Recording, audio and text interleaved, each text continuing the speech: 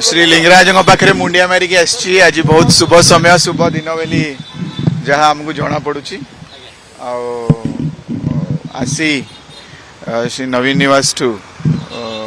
कौन आगु केमती कार्यक्रम हम सी तो ऑफिशियल मुखपात्र सब जहाँ भी अनाउंस करेंगे केमती हम किए आसवे कौन हम प्रकृत प्रोग्राम लिस्ट कौन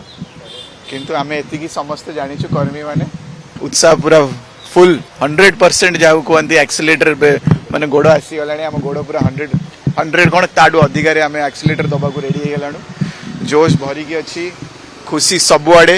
सबू अंचल सबू डिस्ट्रिक्ट रु विभिन्न व्यक्ति माने ग्रासरूट धरी नेता माने धरी जूनियर टू धरी सीनियर समस्ते अत्यंत खुशी समस्त फोन आसुची आमे भी अपेक्षा करिछु जे श्री नवीन पटनायक घोषणा करिवे जो पर्यंत तांकुटू घोषणाटे आसी नाही आमको अपेक्षा करिया पड़िबो आ बहुत बहुत आमे माने आउ व्याकुल अच्छु आ अपेक्षा करी होनी से समय को देखंतु मु आपन कहि दोची जे जेतेबेले श्री सुजाता राउतकर नाटी अनाउंस होची और सरकारी दल भितर चहल पहल से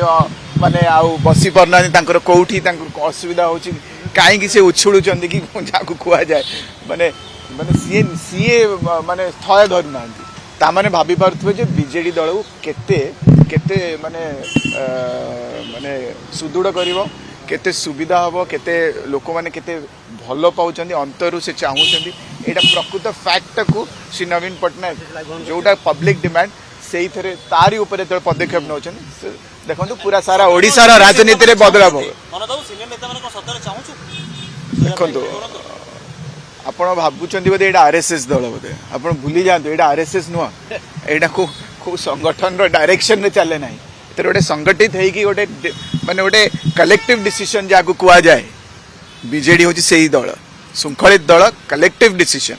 जेतेबेले जदि आज मु एपर्यंत भी कहि परिबि जदि आज श्री नवीन पटनायक को घोषणा आछि ता माने सारा जेते जण सीनियर पीएससी मेंबर्स होंतु ता तळे जेते जे सीनियर माने अछंती समस्ते निष्पत्ति को ग्रहण करचंती सहमति देइचंती बोली एटा घोषणा हो सुजाता को एंट्री कोन बीजेपी रे हलचल हबो हेई सरलाणी आपण गत 2 वर्ष श्री वीके पांडेन को ना नियंतु किंबा श्री सुजाता राउतकर ना नियंतु जेबे भी तांको ना केबे भी कोउठी भी को तळ मन छोटिया मोटिया स्तर रे भी जे तांको नाटा उठिला बीजेपी दल पूरा थरबर कोन पे थरबर से जानथिबे गुरुवार आज गोटे गृह प्रवेश भल अनुकूल बार कि देखो मु एते डिटेल्स रे मो माने